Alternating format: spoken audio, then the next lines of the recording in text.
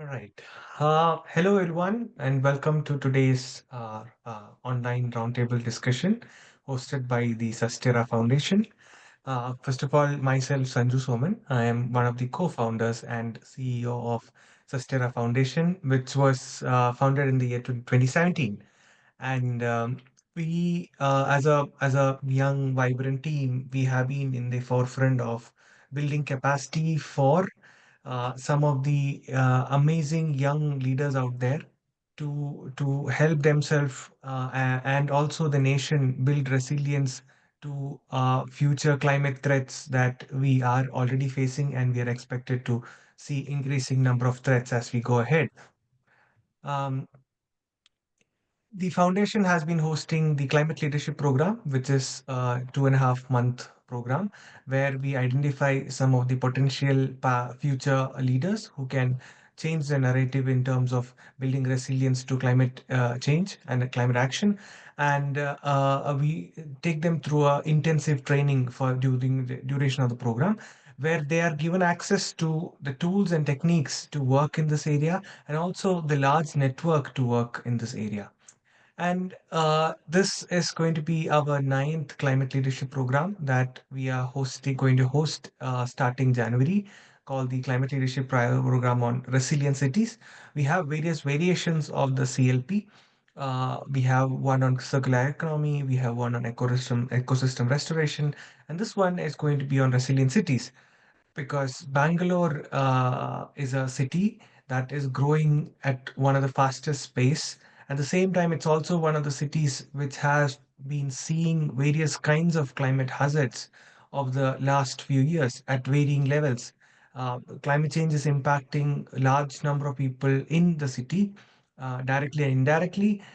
Directly through the heat stress and the floods that we have seen in the city, not just Bangalore, but many other cities are also facing the same. While the focus of CLP RC or resilient cities is to identify and train some of the local leaders and governments and startups, government officials who can then work on improving the system in the region to be able to be more resilient to future threats that we know of already, some we don't know. Anyhow, today's roundtable discussion, we have three amazing guests who would be talking to us about their work as well. They would be guiding us through the process by answering a few questions specifically related to the urban hazards and climate action for city at the city level. And these points that we compile today is going to help us with the narrative building and as well building of the modules for the climate leadership program on resilient cities. Uh, I mean, usually we would just do it as a in-house program where we would invite experts and do. But then internally, our team was discussing why not we also invite those who are interested to just listen to these experts. So that's how we kept it the program open. But the ultimate intention for us is to compile inputs from the experts that we have and then use that for developing of our modules and also building the narrative for the climate leadership program. Um, so without much time waste, I'm happy to invite the first speaker that we have today, Pravina Sanjay. She has been at the forefront of the work done by World Institute of Sustainable Energy, based out of Pune. I was fortunate to be part of the WISE at their work in Kerala, where we focused on facilitating multi-level climate governance in the state of Kerala. I mean, in my journey of being a development professional, this part of my career was one of the most fruitful and the one that I learned the most. And for me to understand about the multiple players who have to and their role in climate action was quite important, and that has also helped our work at the foundation later on. So I would happily invite Pravina to the meeting now, where we would like you to share about multi-level climate governance and highlight the various players, especially the horizontal players involved in multi-level climate governance, and that can be played at a city level, especially for such a large city unlike Bangalore, which is almost nearly the population of that of Uttarakhand now, and is very fast growing with large number of people coming to the city, migrating to the city for jobs. Uh, I mean, in funnily speaking, at least the 1/5 of all my cousins work in Bangalore, in from Kerala. So anyhow, so over to you, Pravina. We would like you to come and talk about your work as well, give us the guidance in terms of talking to us about multi-level climate governance and also how we can improve climate governance for a city like Bangalore, according to you and your experience. Thank you. Thank you so much, Sanju. At the outset, thank you for this opportunity given by Sustera and by you to talk on this all important subject. And I think much more conversation needs to happen on this subject.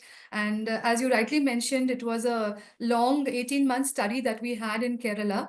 And I'm trying to encompass what is multi-level climate governance and how it can help in the kind of in building climate resilience especially related to urban hazards in Bangalore. And I've tried to compress it to the level possible, and I hope that, everybody will be able to understand. Before that, I'd just like to mention a little bit about WISE. We are the World Institute of Sustainable Energy, and we have been functioning since 2004. And our main focus of areas is WISE was established at a time when renewable energy had not even taken flight, and we were responsible for accelerating the development of renewables in the country, having done innumerable training programs and projects on renewable energy. So our focus is on climate, it's on power policy and regulation, energy efficiency, and on various other aspects of renewable energy like solar, wind, etc. So having said that, I'm just sharing the screen for our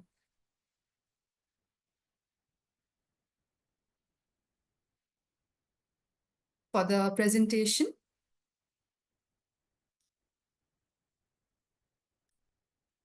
Is it clear to everybody? Yes, yes, Pravina. Yes. Yeah. Okay. So I'll just go to the. So I just like to start by, I know it is, I'm starting with the basics because I think this needs to be said.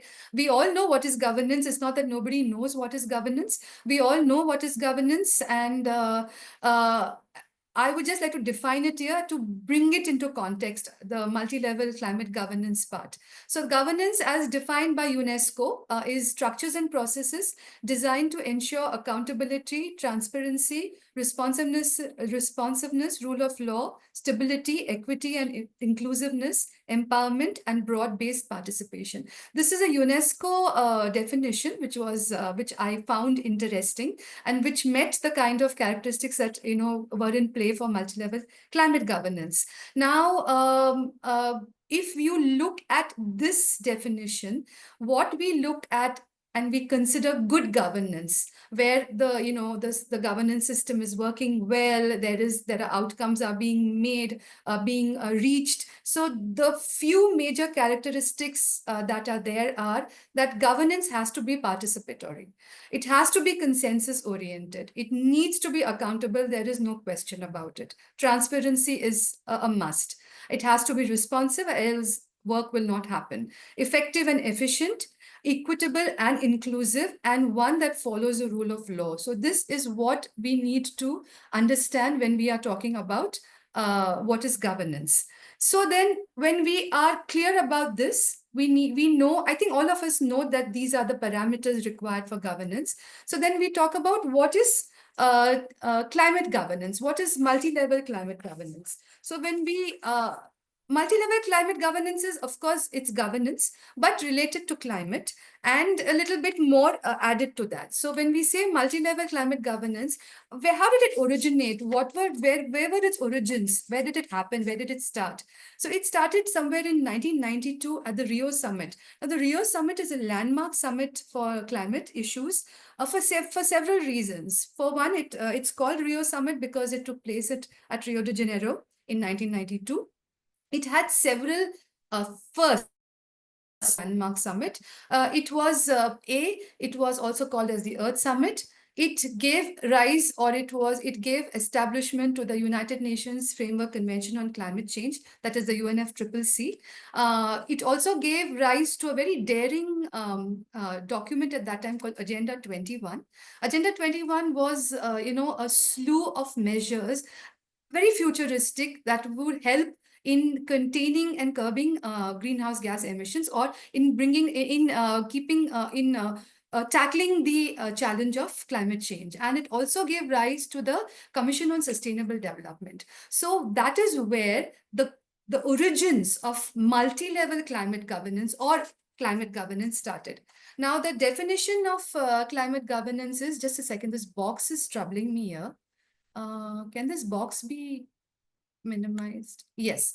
So the definition of climate governance is, this happened in 1992, where they said that besides what we know as governance and the good governance parameters, it is defined as the diplomacy mechanisms and response measures aimed at steering social systems towards preventing, mitigating, or adapting to the risks posed by climate change. Very interesting. And moreover, it came up with a model. It came up with a model specifying what multi-governance would comprise. So it said that multi-level climate governance, or I will just call it as MLCG. MLCG is a system of goal-oriented. This is very important. I'm sorry, it's not bold. It has to be bold, goal-oriented, multi-level, multi-sectoral, global governance to mobilize a broad swathe of actors to pursue sustainability. So this becomes interesting here because from governance and from good governance, we are talking about a plethora or a swathe of actors now in the picture, which was always there, but now it is being recognized. It's also talking about multi-level and multi-sectoral. So put it into perspective more. I'll just go back. To put it in perspective more, it says that climate governance is not just about these good governance measures, but it needs to involve governments at different levels. It needs to involve sectors, which are so many, now we know, and I'll come to that. And it needs to involve all the stakeholders, both at the government level as well as Sanjay was saying, at the horizontal level, where you have different other agencies. So before we talk about those, I would just like to. So this was the kind of model that the Rio summit came up with. Now, if you look at it was like a cube. If you look at the left-hand side, you have the levels of government, starting with global, national, regional, city, village. And then if you look at the horizontal level, you have civil societies, you have local governments, you have business, then you have the sectors. So this is the model that they kind of decided to have this was brought about in the Rio summit. So I am going to break this a little bit more and give a little bit more kind of clarity in understanding this model that they have created. So in vertical governance, what do we have? And in horizontal governance, what do we have? I don't know if everybody knows.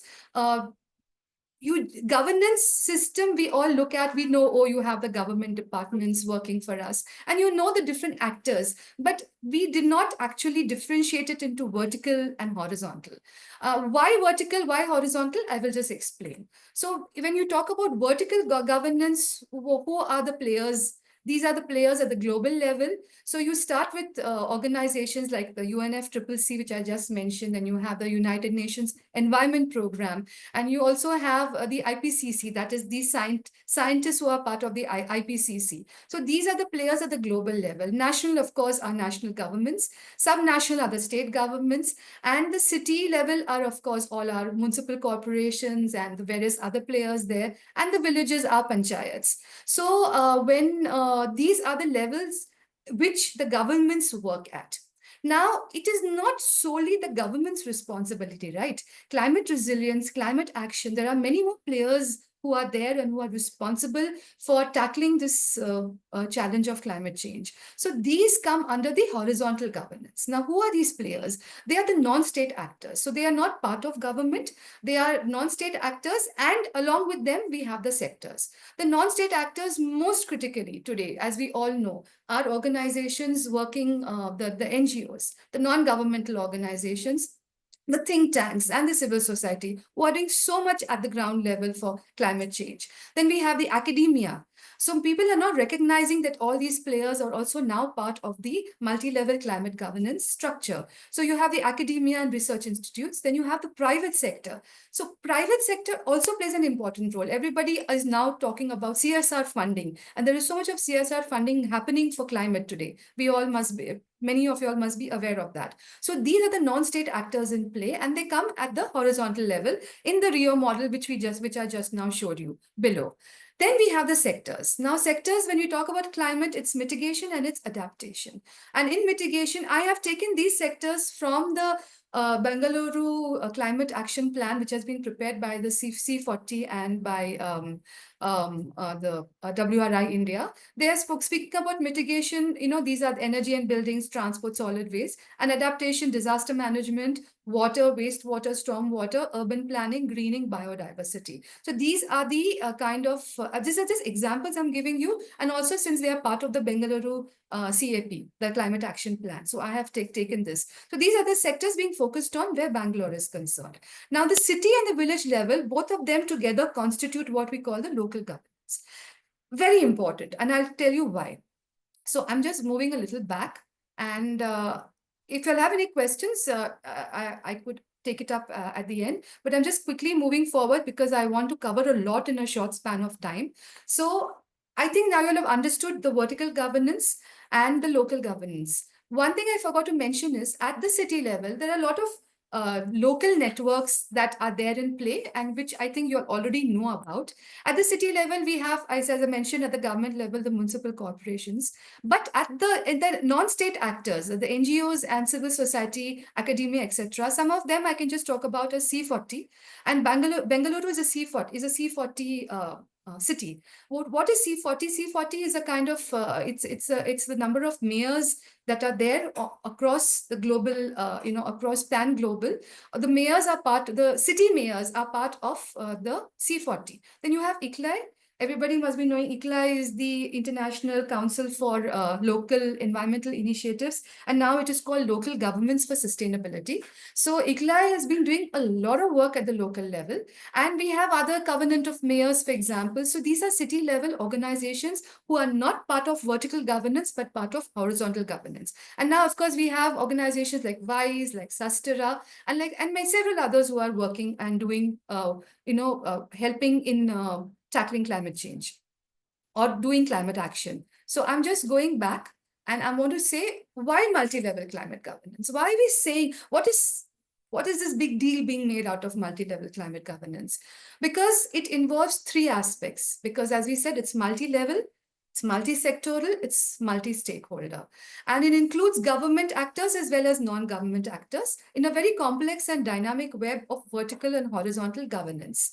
So this is very critical for us to understand. Right now, these are the challenges and gaps I'm talking about in the current system, and these need to be addressed, and that is why we need multi-level climate governance. Second is there is no emphasis on the horizontal level of governance, which I was just talking about, which includes, once again, I'm repeating, NGOs, the civil society, the academia, the research institutions, and the private sector as well.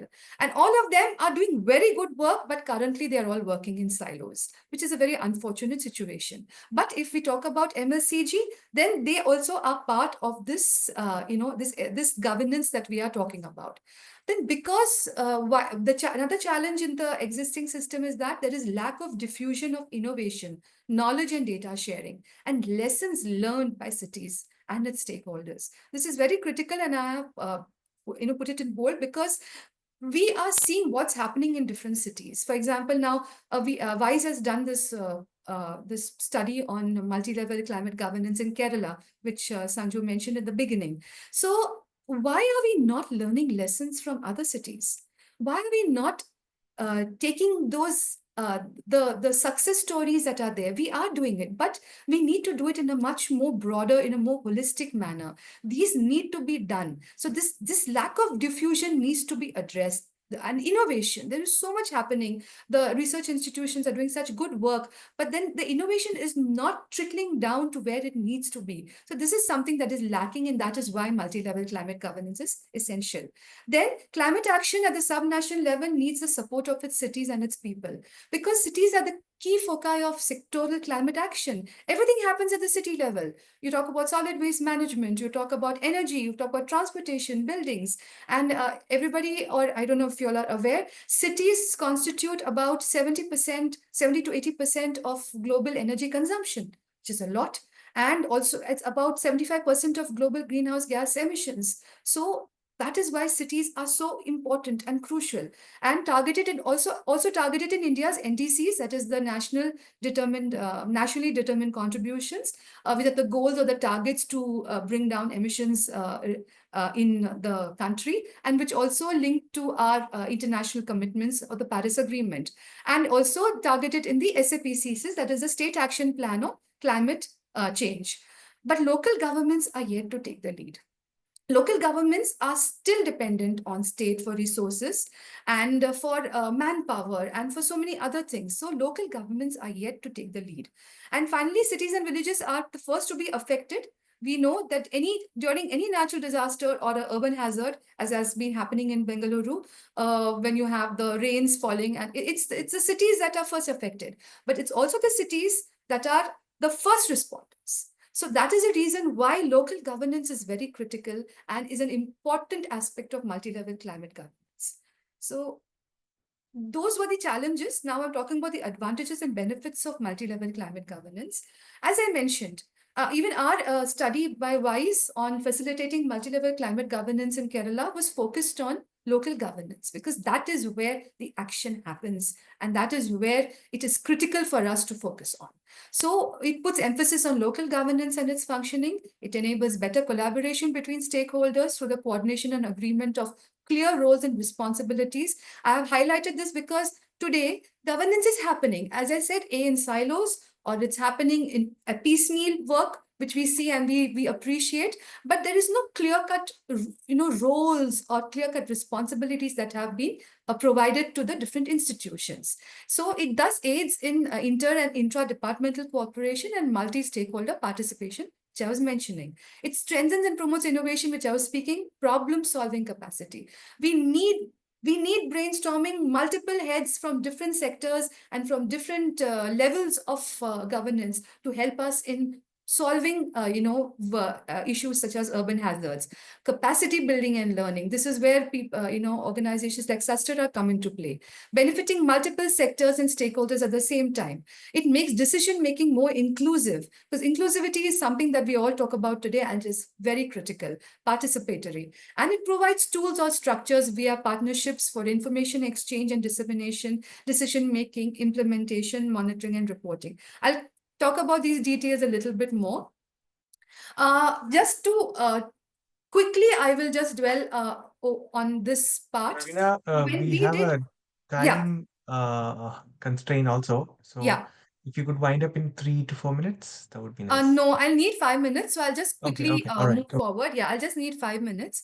The governance areas that we need to speak about in MLCG and what we did in Kerala was on policy. These were the governance areas that we actually focused on and which constituted multi-level climate governance: policy, planning and coordination, funding, implementation, disaster preparedness and response, IEC and capacity building, and monitoring and reporting.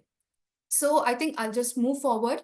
I wanted to talk about the requisites for MLCG. I'll just mention when we're talking about climate leadership and we're talking to people who want to work in climate, please see to it that whatever you all are doing, wherever governance is there, whether they are giving priority to climate governance, whether it is adequate and sufficient, whether it is participatory, whether it is effective, whether it is meeting its outcome, and whether it is relevant and it is practical. So this is the paper approach, what we did in the Kerala, the model that we, framework that we created. So a quick look at the urban hazards in Bengaluru. This is a kind of a depiction of um, uh, hazards given in the climate action plan. So we're talking about heat, drought, storms, floods, the urban heat island effect, groundwater depletion, thunderstorms, surface flooding. So these are the climate hazards. And then they also spoken about air pollution, which is an environmental hazard. So how can MLCG help Bengaluru build resilience to urban hazards? Just a few recommendations from WISE's report. If you talk about the governance area of policy planning and coordination, we need to integrate it. We need to integrate disaster risk reduction management, urban hazards into the developmental planning process. And we need to mandate rules and regulations. Very important, we need to strengthen coordination. Coordination is a challenge, and that needs to be addressed through multi-level climate governance. So this is between and within state departments, with non-state actors, and so on and so forth. Funding. We need a dedicated budget for climate. I just saw an interesting news item today. The Pimpri Chinchwad Municipal Corporation here has come up with a separate climate budget along with its annual budget. I think this is the first of its kind. We need to establish such a green accounting system to disentangle funds from the developmental activities that we are doing and specifically into climate. This was a challenge that we saw even in Kerala, or increase the allocation in budget for climate in cities. I'll just go through very quickly because this is what I want to focus on. Implementation, preparedness, and response. Put plans and schemes into practice. Now, I will come to the BUDD MP in the last slide. Create appropriate forecasting tools, hazard maps, etc. Have better IEC and capacity building, and have better monitoring and reporting mechanisms in place. Now, this is the final slide which I want to talk to you about, very important. These are the suggested ways forward for climate hazards in Bengaluru. Some takeaways from Kerala and more. What is critical is with the help of programs such as what Sastera is doing. Sanjay, just give me 2-3 minutes more. This is a critical slide which I want to focus on.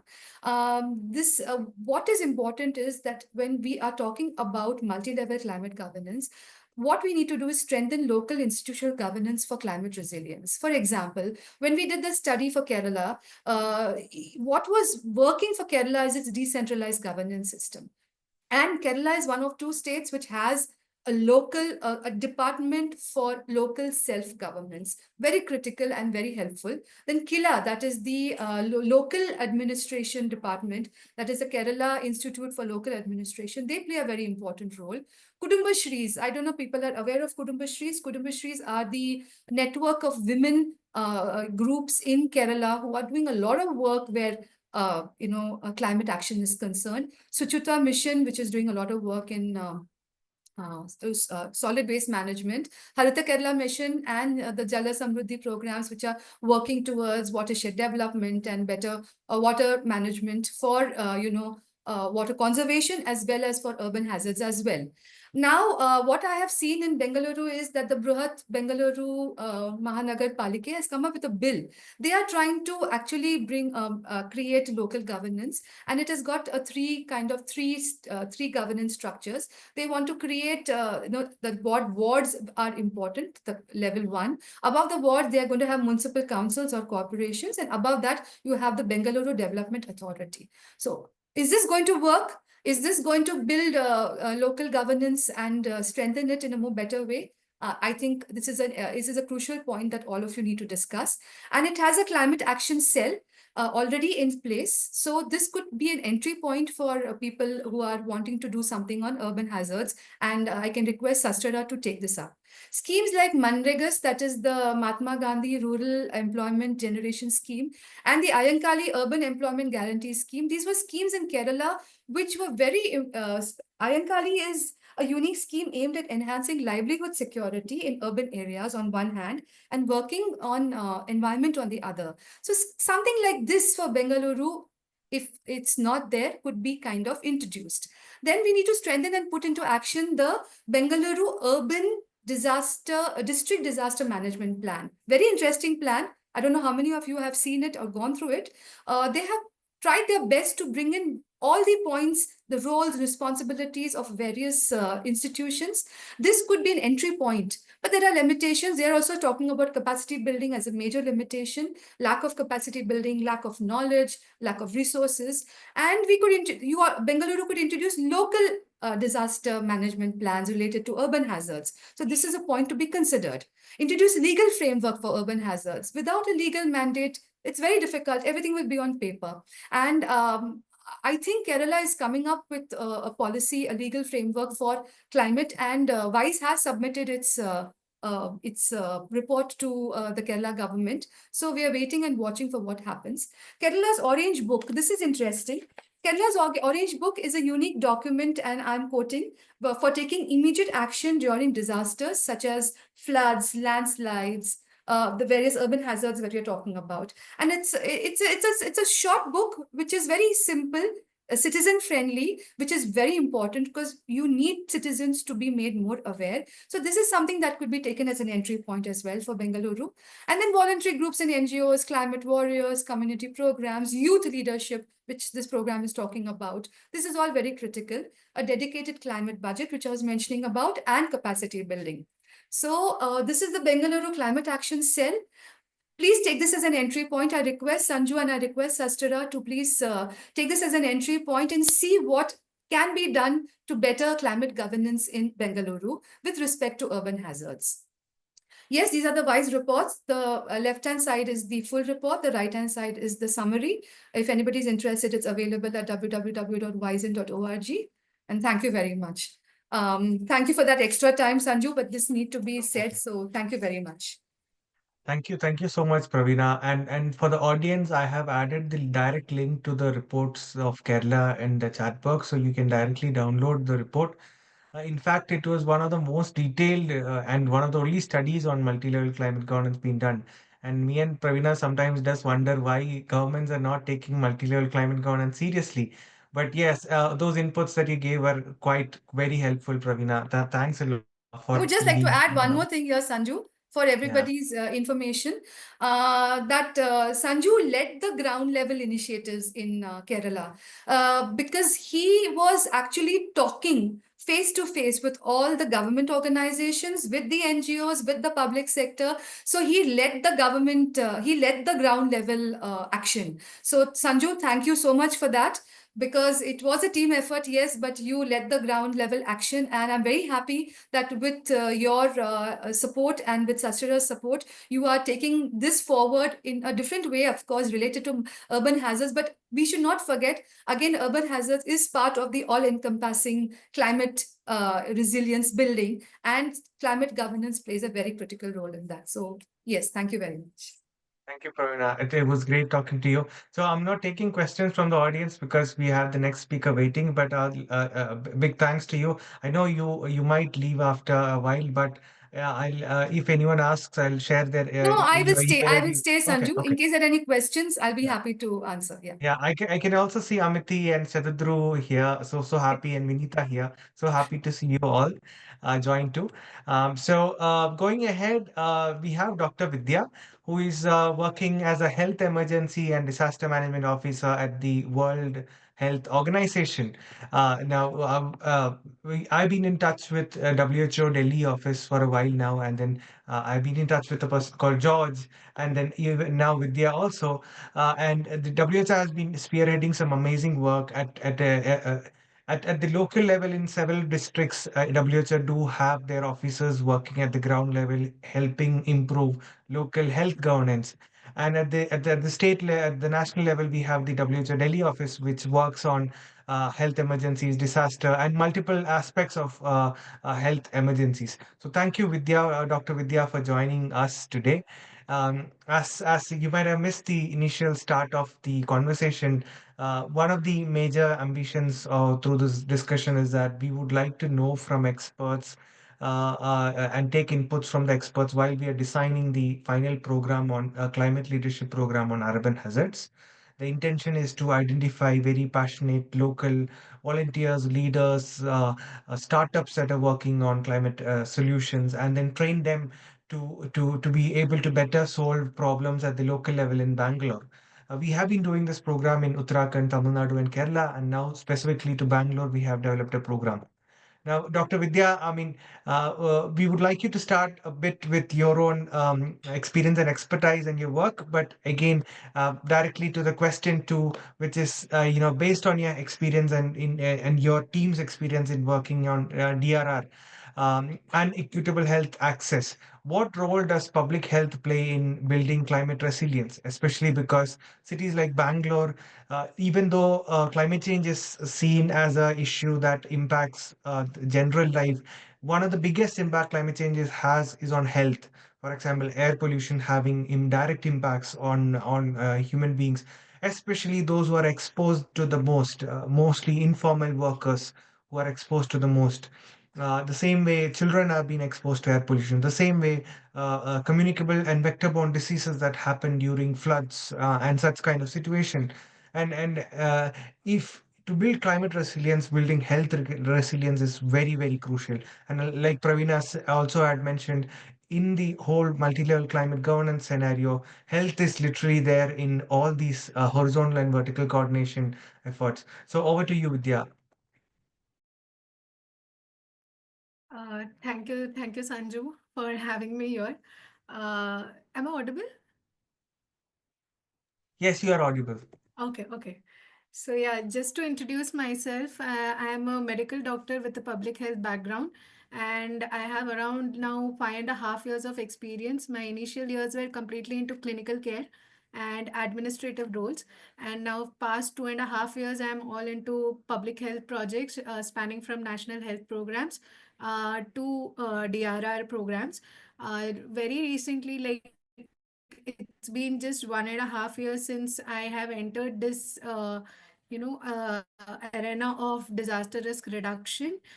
Because we are the first few health emergency and disaster risk management officers in India, and this post came like 1.5 years before ago only. So it's not been very long since health sector is acknowledging this a very crucial and niche area where health emergency and disaster risk management comes together. So, as you said, any kind of disaster, any kind of hazard has an impact on health, and that's what is where HEDRM came in. So, I have a short presentation to make. I can go through it, and then we can explain through on how health sector is contributing and where the youth leaders can come in to so that they are sensitized of how health can be a part of it. Sure, Vidya. I made you a co-host, so you can. Okay, thank you.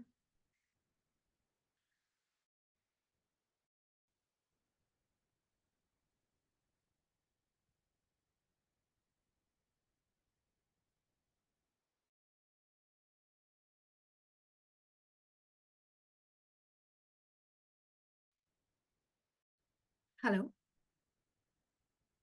Yes, we can see your screen. Okay, great. Uh, so, India being such a diverse nation, we are known for a diversity in culture, but we are also known for a diversity in the geoclimatic conditions that we have, ranging from the high Himalayas, which are like prone to seismic activities, to our long coastline, which is vulnerable to cyclones, floods, tsunami. So there is no hazard that we are completely excluded from. Some or the other part of our nation is vulnerable to one or the other hazard. Cities being the most vulnerable because of majorly because of the unplanned urbanization, which is acknowledged in various DRR activities as well, and all the climate change that is going ahead. So what we try to do here is we acknowledge the hazards. We first see now, traditionally, it is always, initially also, it was more of disaster management and not the disaster risk management. Disaster management was more kind of a responsive activity. And disaster risk management is the place where we have acknowledged that it is the hazards, and if we are not prepared for these hazards, we become more vulnerable to it, and then we have more impact because of that. So for example, fire, earthquake, landslide, floods, these were existing even before, when there was no much of development. But at that time, the impact was not that much because maybe the people were scattered more in a larger area, or were not habited in these very prone zones. And now, and uh, things like not having fire measures or weak designs and non-consideration has led, to exacerbate these hazards. So initially it was all mainly people used to call it disasters, but then it became like it's the natural hazards which we are not prepared for, and that is what is creating the issues. Then that is the reason why whenever hazards strike in these vulnerable buildings and areas, the impact was multifold. So recognizing this, uh, even in DRR in health, now why health in complete DRR? Because any type of hazard you take, whether it's a natural hazard of flood, earthquake, or it's a technological hazard, or it's a maybe due to some conflict or anything, health is the first thing that gets affected of the general population, whoever is residing in that place. And also these health facilities. Now, these health facilities are very crucial structures because they are the critical infrastructures that help us to serve the surge in demand which happens during any kind of disaster. So if they get impacted, already these health facilities are serving vulnerable population who are ill and sick. And if these are impacted, they get affected. And plus, they are not even able to respond to the surge in demand. So even for the health sector, traditionally it was like responding to any kind of hazards, like any kind of disaster. It was more of response and not preparedness. So that is why the need for mainstreaming of DRR came into health, where risk was being acknowledged very from all the phases, from preparedness to mitigation to response and recovery. So what the individual populations are affected disproportionately. There is increase in morbidity, and COVID crisis was the one period where literally everything came on the surface. Our health systems were on the brink of collapse, but somehow we then there was a multi-sectoral work which was done all across, where everybody came in and every sector performed their roles, and gradually the capacities were built. So if you see the journey of our COVID crisis also, in the initial time we had we there was so stretch of a time and we were not able to meet the crisis demand. So but when it came to third wave, we were almost in a phase where our functioning was not affected that much, and even the mortality and morbidity was quite low as compared to the first thing. So that is what it highlighted, where health and urban governments, especially in cities and all, it became very difficult to manage such surge in demand. So repurposing was done. So these are the basic things where, generally health sector as a whole doesn't acknowledge disaster management per se, but it was seen over the period from disaster management to disaster risk management. This was the first global framework which came in. I'm sure you might have already seen this, where disaster risk reduction. Now, I am aware that I'm using DRR more, which is very closely linked with climate risk, climate change also. So the principles and parameters remain the same. So in this framework, Sendai framework was the first document where it advocated for preventing new risks, reducing existing risks, and strengthening resilience. And this was the first time where health was put at the center of the entire DRR policy, and it advocated for reducing the risk from the health sector as well. From this emerged the health emergency and disaster risk management framework, which was by WHO, because WHO being the focus, being the global organization which deals with health. So this document was developed with a focus of to look at a more proactive approach of which emphasized on prevention and mitigation rather than the response part.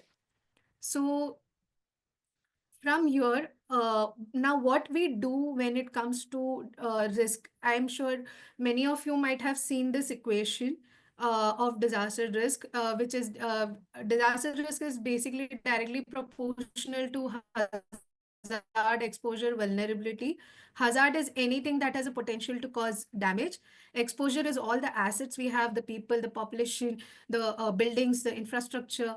And vulnerability are all the socioeconomic factors which comes in, which you are like the kind of population we have. And coping capacity is basically our innate capacity to deal with such disasters. Now here what we deal in health sector is basically the health risks which are posed by these disasters or climate change or any other hazard. So any activity which is undertaken to reduce the hazard exposure vulnerability and increase the coping capacity, it deals with disaster risk reduction activity. For example, it can be a simple capacity building programs like the one going on right now. So this will help to build the capacity so that we are better prepared to face such kinds of risks. So understanding all these health risks which are posed by climate change, uh, then it came like what how much of an effect the climate change has on human health. Like I said, any extreme weather event has impact on the people, their human habitat, all the essential services, and all the occupational risks also it brings in. So what can the health people do? So this I am saying because once you are aware of what health people can do, so you as leaders can also advocate for them to that these are your roles and this is something that you can also do, because as health leaders we cannot do everything. We need to know what is the roles of other people also. So like role this now these documents are of government of India, which has tapered down to the entire nation, where the healthcare workers are being trained on how to advocate for a health centric approach, where where they are trained on what are the climate change related risk factors, how does it affect the treatment parameters, and what are the early warnings through which they can get to know what is the risk coming up. And then there are they have to, and then there is also a mandate for all the health facilities to have their disaster management plans. So these health facilities also have a record of all the vulnerable population, including the pregnant women or the elderly, the NCD patients who are coming over there to take treatment. And also one of the main roles they play is of community awareness. So globally, this climate resilience framework was built by WHO initially in 2015, which if you see is based on the health system building blocks, which is extended to include the climate resilience parameters, ranging from the health workforce to the leadership governance, as we heard in the previous session, and then the service delivery, the climate resilient infrastructures. Adopting this, India came up with the guidelines for green and climate resilient healthcare facilities, and this is very recently. So now the you have climate change nodal officers at every point, state nodal officers, district nodal officers in every state. Now their job is to the nodal officers' job is to make the action plans of climate related actions in the state, while the health workforce are supposed to implement those changes, like for example heat wave preparedness. So the doctors have to be learnt of what are the heat related illnesses. So they also have a dedicated NHM program implementation plan and fund for doing these activities. So when you come in as a youth leader, you also, if you are aware of this, you can also show them this pathline, because it is so recent, not everybody might be aware, and somewhere it will be trickling down right now. So this is one area of climate change mitigation action which is being undertaken. Then we have all this loads of ISE material, because community awareness is something that health people do, and also as youth leaders you can do.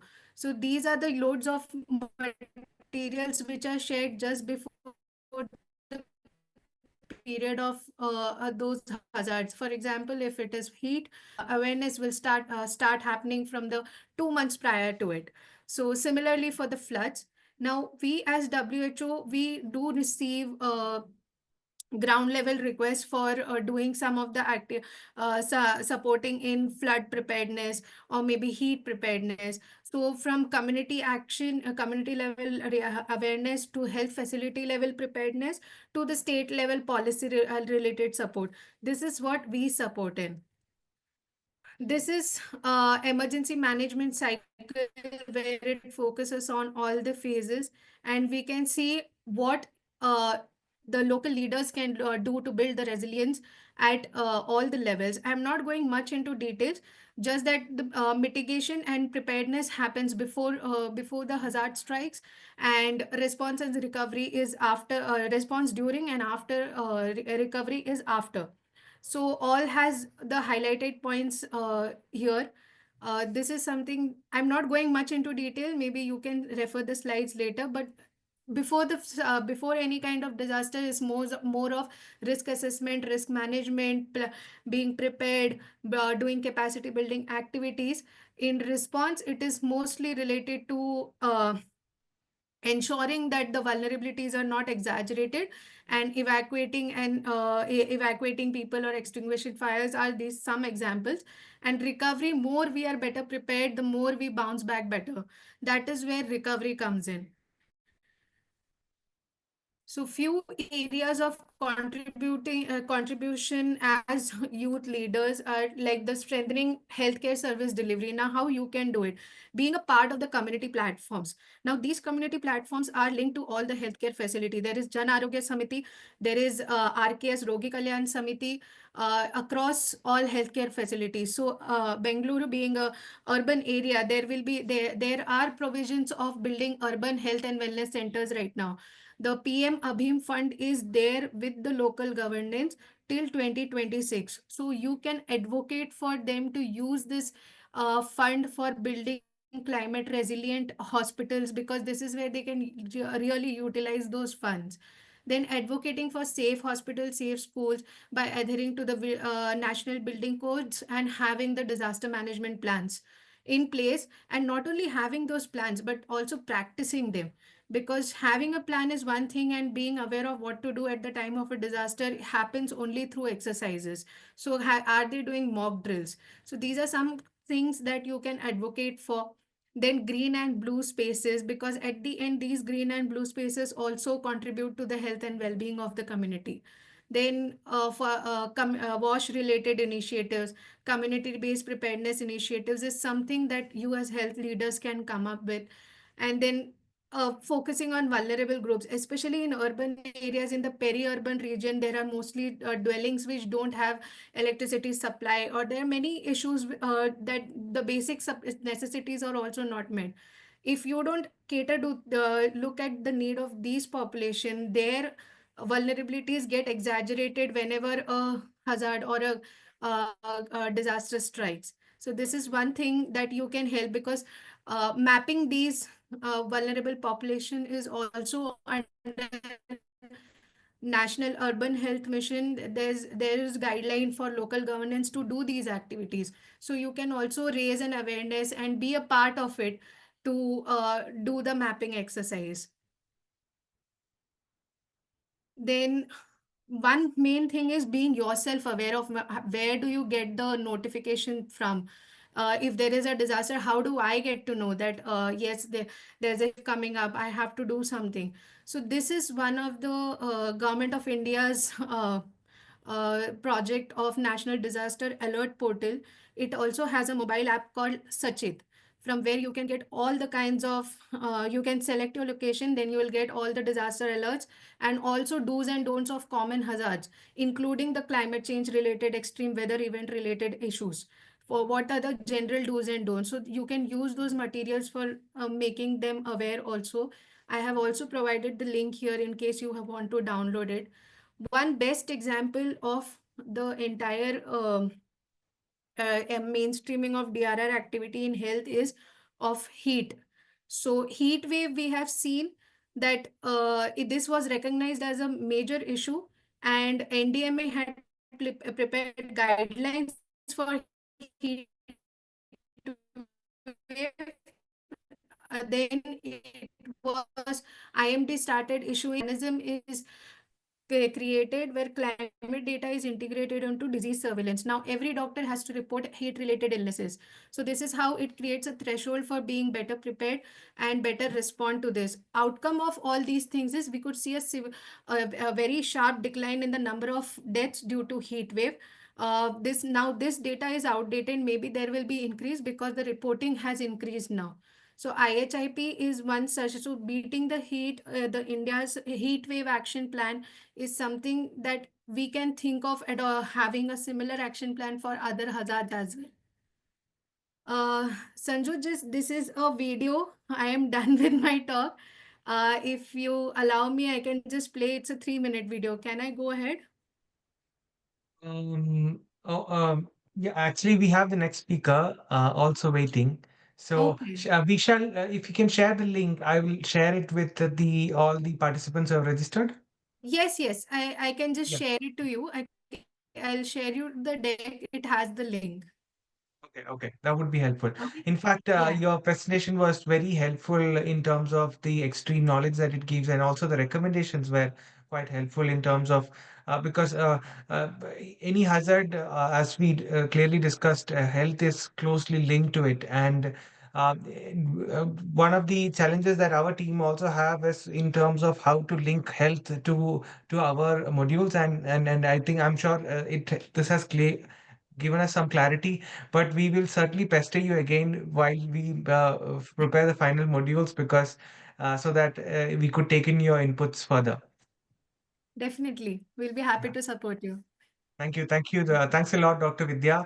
And finally, we have Bharat Nadaraj, who is the lead at Community Climate Action Collective, Migrants Resilience Collaborative, and he has worked on various capacities with governments, CSR agencies, and even child rights and you as well. So welcome, Bharat, to today's discussion. Yeah, thank you, Sanju, and the entire team of Sustara Foundation. So I'm happy to be here. So let me start. I don't spend much time. So All I right. Bharat, one of the things, I mean, you are from Bangalore and you've been in Bangalore for a while yeah. now. So we wanted to know from you about mostly about while we design such a program, we've heard about the various stakeholders to be involved from Pravina. We've heard about the health aspects to be inculcated. Now, from you, we would certainly want to know about who are the local players, according to you, that are functioning now, and sure Bangalore is a large city, a lot of NGOs, civil society organizations function there, a lot of investment also being made in climate and urban hazards. But at the same time, it's also there is a large vulnerability of especially migrant population that is coming, and exposure of the informal workers as well. So yes, over to you if you could touch base upon these, and what is the kind of action that is missing? If you could address those, that would be helpful for us. Sure. Thank you, Sanju. Is my screen is visible? Like. Yes, it's Okay, great. So thank you. So, like, unlike other data points, and I won't be presenting any datas. So rather, we'll be using, this platform to share the voices or the problems directly from communities that we are working with. So mostly, we are working with informal settlements and migrant communities, also some of the recognized slum communities. So I'll, take the community voices as evidences to use this platform to talk about how climate is hazardous or impacting the health of the most vulnerable, that already Vidya was talking and Pravina was also talking about. So without much delay, I'll go into the details. My screen is not okay. So health risks faced by urban communities, due to climate hazardous or climate extreme events. So let us, listen, read here what communities have to say. So since weather or climate is frequently changing, we not only lose jobs, we get diseases due to rain and also due to heat. And the summer, which starts in March, shows us hell. People say we have to drink 2.5 liters, water every day. But during summer, even if we drink 5 liters of water, we do not feel hydrated. The sweat keep pouring like anything. People engaged in building work sweat even in summer itself. Should we even talk about summertime? Sorry, in winter time itself, outside workers sweat. Imagine the situation during summertime. We get blisters on our skin and various other skins related diseases occur. Since temperature also increases in body, we feel stomach pain, headache, and nausea, and as well as a lot of other tiredness. Rain is more difficult than summer. We suffer and survive the summer, but during rain, pain is more. We cry as we stand in the flood water throughout the night, throwing the water out. Our feet and legs get hurt, equal to stomach pain. Due to leg pain, next day we cannot even walk as our skin completely soaked in the water. We feel like they're peeling off. Children are not sleeping well. They are not healthy. Children face diseases. We see wounds. We are unable to get them treated in the hospital due to lack of income. So these are the voices that we hear from the community, and increased vulnerability for health risks. So why the vulnerability is increasing for health risk? Let us listen from community. So we put up our huts somewhere. Our surroundings are filled with dirt, filth, bushes. There won't be hygiene. We live in slums. There is no light, there is no electricity, there is no sanitation, there is water problem, mosquito problem also.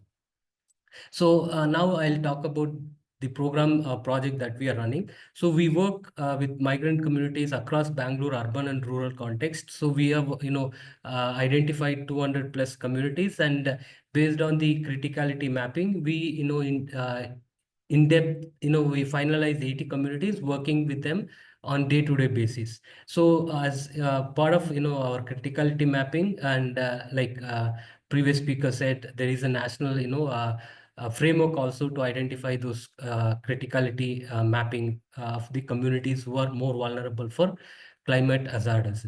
So based on that, when we were doing the baseline study, so we did this in 80 communities, around 2,500 households. So these are, small pockets of, communities with 30 houses or 40 houses.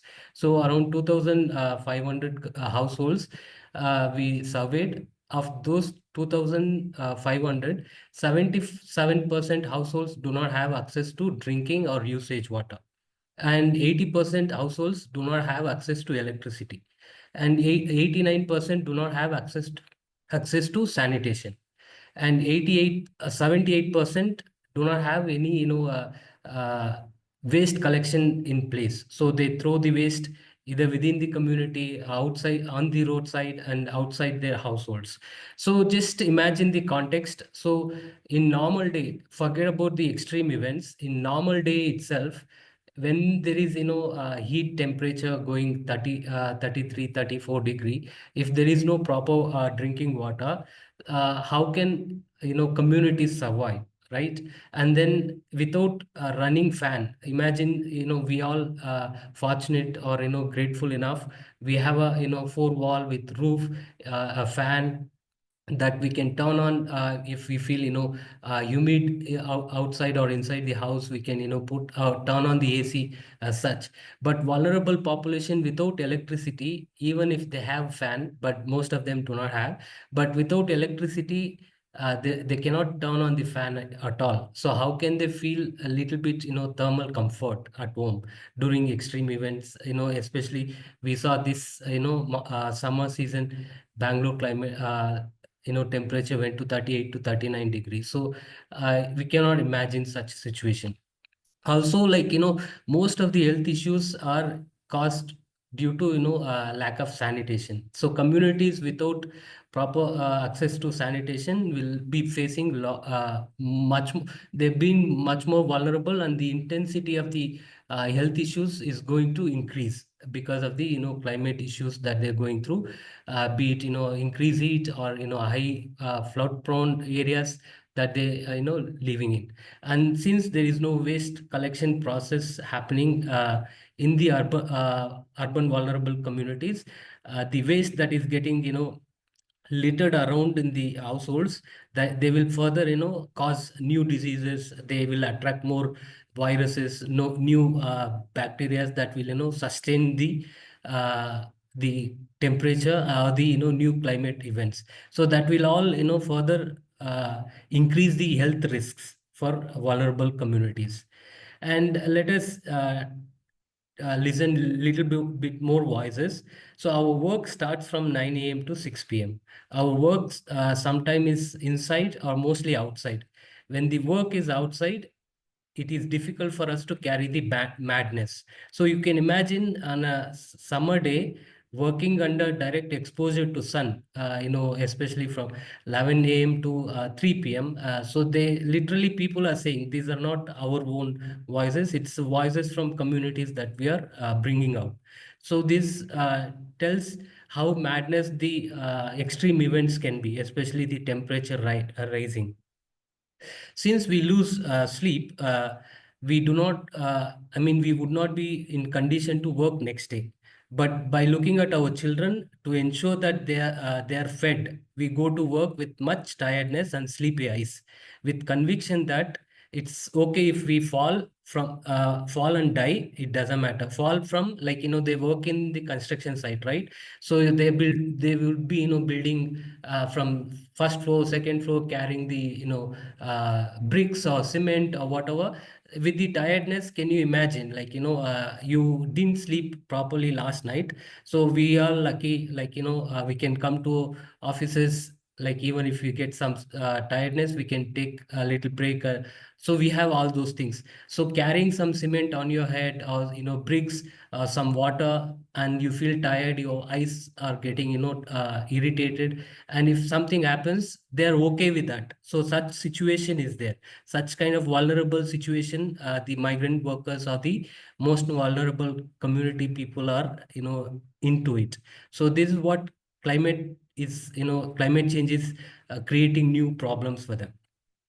So the just coming back to the socioeconomic background of the people that we work with, 92% people are daily wage laborers. So daily wage laborers, meaning that they are always working outside mostly. So the other day I was listening to one of the Zimpremji University researcher saying 49% population in India are outside, exposed to, they're working outside, not within the building. So they're working, so that 49%, that means like almost 50 crore people, working people, they're exposed to direct sun or other pollutions, so that caused by climate extreme events. So we can imagine how the hazard that climate change is increasing for these vulnerable groups.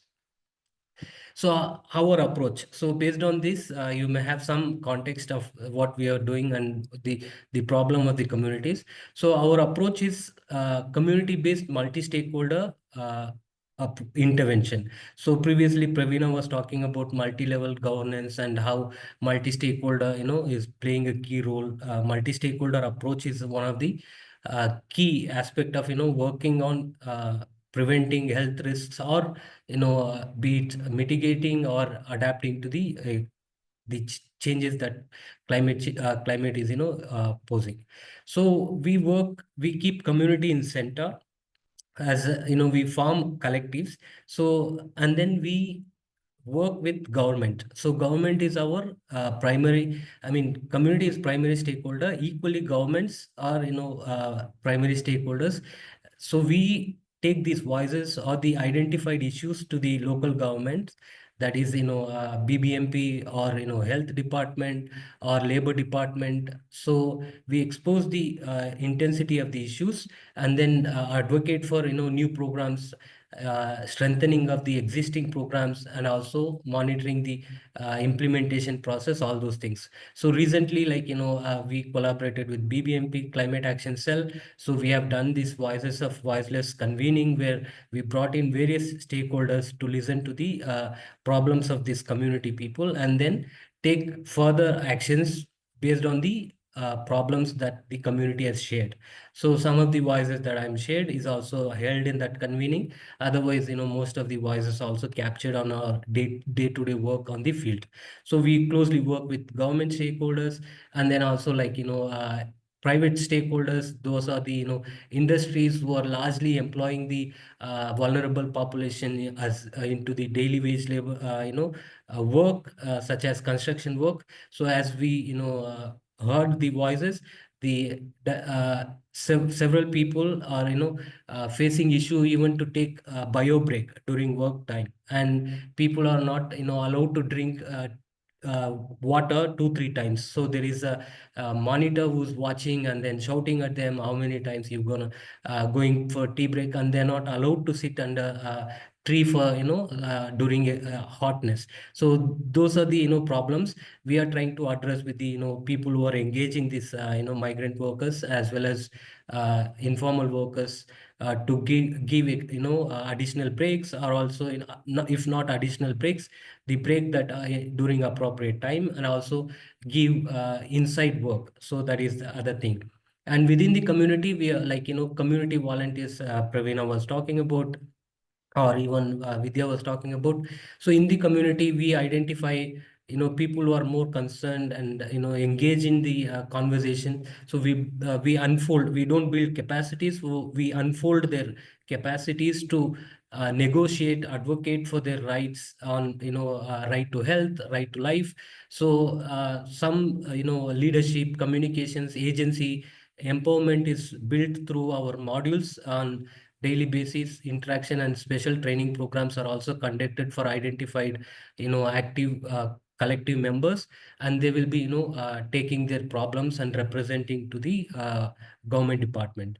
Also, we use social security schemes as one of the key component in our programs, where enrolling the migrant populations or vulnerable populations to the already available social security schemes, which serves as the safety net during any kind of extreme event conditions or health hazardous due to the climate change problems. So these social security schemes is supporting migrant communities.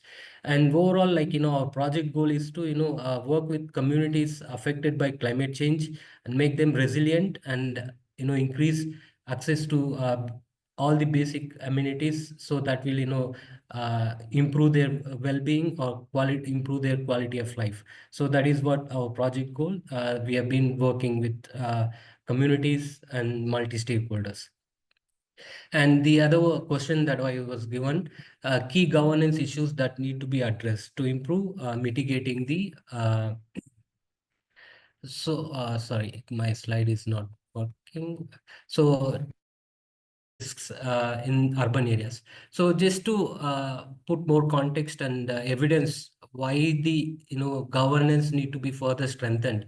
So listen to the voices from people. We have been living in Bangalore for the past 10 years. No one has come and listen to us. There was some, one of the community members saying, we brought young children with us to Bangalore. During rainy season, children fall ill. The sickness does not reduce here immediately. We cannot adapt here quickly. It takes more than a month. Government should come and see. They do not come. We have sheds, huts. We have drainages, sewage, all etc. All the water lagging spots. It smells, stinks, that affects our health. So this is the reality of communities that we are working, and this most of like data is saying, or other organization working, they are saying more than 30% of the population in Bangalore live in such conditions. And another community member saying, from 2008 till now there is no one government officer visited us. So can you imagine such situation? And it has been 15 years since we moved to Bangalore. Till now government has not come to us. They have not identified us. They have not recognized us. So you can imagine the governance gaps, or how government is should further strengthen their efforts in identifying these communities and mapping the issues and supporting to improve their well-beings. So these are the suggestion that we are based on our experience we are saying.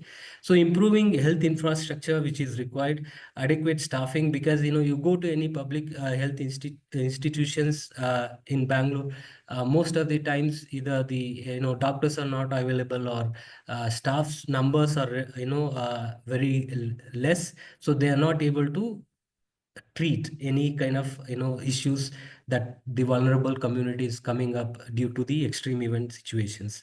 So, and increasing access to basic amenities. Like I said, without basic amenities, the situation or health crisis will further intensify the sufferings of the vulnerable population. So, like I said, without sanitation, without health, without water, without electricity, so without proper waste collection processes, the problems will only remain and further increase. It will not be reduced. So the health crisis will definitely keep on going if there is no basic amenities provided for them. And monitoring health status of vulnerable communities at community level. So since there are PHCs, there are sub-centers, there are UHCs in urban and rural context, they expect community members to go, but community members cannot afford a one day salary to just go and monitor their health or check their what are the issues. So there, and also the distance to access to these health centers. So therefore, actively the health department or the relevant stakeholders who are working on climate change from the government department should visit the communities and provide services at their doorsteps, and facilitate communications of early warnings and health advisories in local mediums and languages. So this is another much needed thing. So there are advisories or orders or circulations that go on websites, like somebody was asked Vidya was telling. So Vidya showed a website, so people like us can go log on to the website and see what is the situation, how we can get information. But communities who are socially, economically backward, not educated, so they cannot afford such, I mean, they are not able to go on to the website and find the information. So therefore, communication should go to the communities before the health is getting affected due to the events that climate is posing. And also being on ground is important, not just publishing things on internet that would not help, like I just talked about. So they have to be in the community. Like we've been working with frontline workers like ASHA, ANM, and nurses of PHC doctors also, to further go to these communities, not just recognized slum communities, but also these unrecognized undeclared communities, so that they can work with people, for people. And training healthcare workers, like Vidya was also mentioning, there is lack of awareness of among healthcare workers of how climate change is also intensifying and increasing, bringing new diseases as such, especially frontline health workers. So they need to be trained so that they are more aware and take precautions and strengthen their programs on day to day with the communities. So, and increasing access to healthcare for vulnerable, like I already mentioned. So, healthcare, there should be more PSCs open. Healthcare institutions should be opened, and there should be more doctors available 24 hours. So, any healthcare institutions, if you go, so there won't be doctors. Like doctor will come at 2 o'clock, or they will say supporting staff will say doctor will come only after 3 o'clock.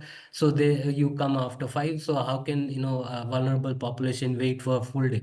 So why cannot institutions have doctors 24/7, or at least a few days, if not 7 days in a week, few days they need to be there. So what like there's a case story that we were going through, listening the community people. In the middle of the night, there was a snake by beaten the 8-year-old boy.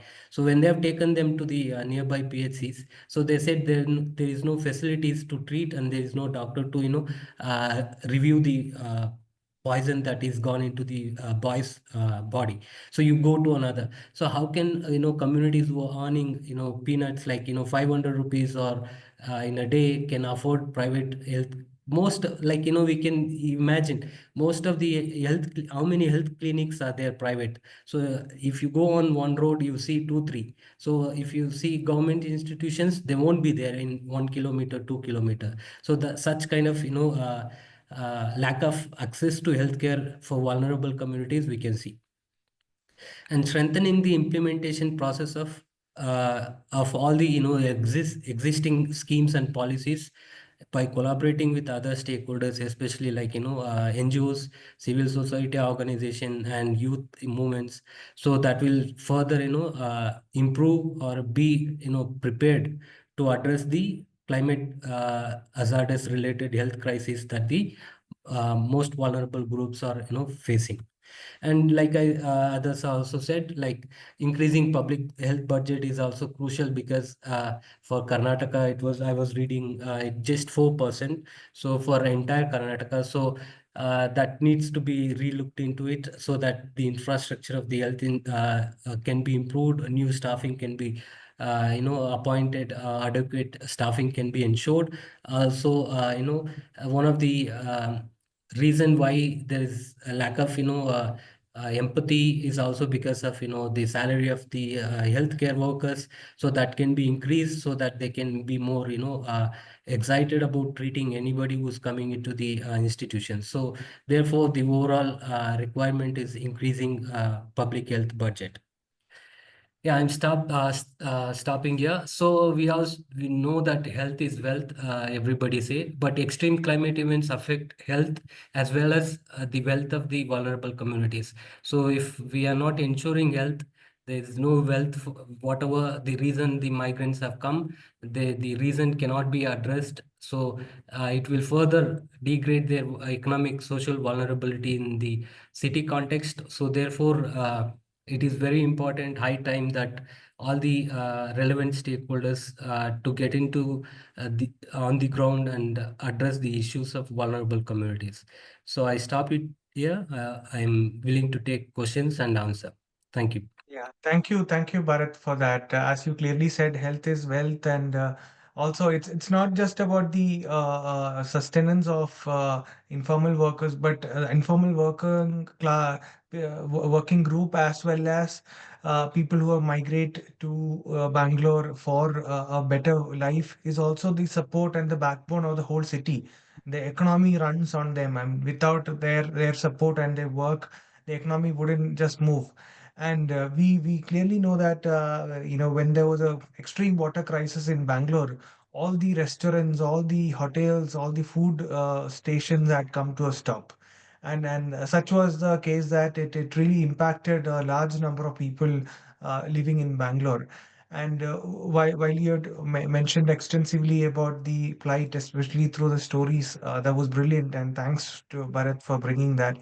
I think in the narrations that you brought in, it was also clear that uh, one other important thing that has been impacted is also their mental health. Everyone is going through a mental health challenge, a crisis, while directly facing these hazards on their face, and experiencing it physically or through economic crisis. And mental health becomes an important aspect as well, where which needs to be looked into. And everyone's narration clearly showed how the suffering they were going through in even the mental toll. That's great. Anyway, thanks Bharat, and thanks Pravina and Dr. Vidya for joining today. In lieu of time, I'm not able to take questions from anyone, but for us, it was great because this is really going to help us build the narrative around the leadership program. Now, I'm going to pass it on to Roshni for the final words, as well as a note on CLP, and then we can pause because I know it's been almost an hour and a half, and we want to wind up. So over to you, Roshni. Hi, all. I think I won't take much time, but it was a great session, great insights for Sastra also. Thank you, all the speakers. Pravina touched from the basics of governance to what we can do, or what we should advocate in multi-level governance in Bangalore, like diffusion of knowledge or collaboration, funding, like that. And so Vidya also set us a bhasis and focusing on risk and what the young leaders in Bangalore can do when it comes to health risks. Bharat also give a good narrative or good reality, showed us a reality of what is happening with the migrant population and informal settlement households in Bangalore. So we also can focus on these aspects. About CLP, as Sanju said, we are doing it for the past 9 years, uh, and for me, I feel like for a participants, it really brought us what we lack. Maybe it's confidence or networks or expertise. So it's like a platform where we can gain what we lack when it comes to climate action. So the specific CLP in Bangalore, which is focused on resilient cities, is an online based. So the students or people who are working now can also participate, and it's just for 10 weeks, and it starts from it would be from January February, and there will be an offline component of 3 days. So it also help us to come closer and interact with co participants. So I think I will stop here. uh, Yeah, thank you, Roshni, for that, and thanks everyone who have joined. And if you have any questions, you can always email us, and we can always connect you with the experts who have joined today. So once again, a big thanks to all the participants, especially the experts who have joined. Thank you, Pravina, and thank you, Dr. Vidya, and thank you, Bharat. We'll be in touch with you in person over the next few days. Thank you for waiting until now. Thanks a lot, and have a good night.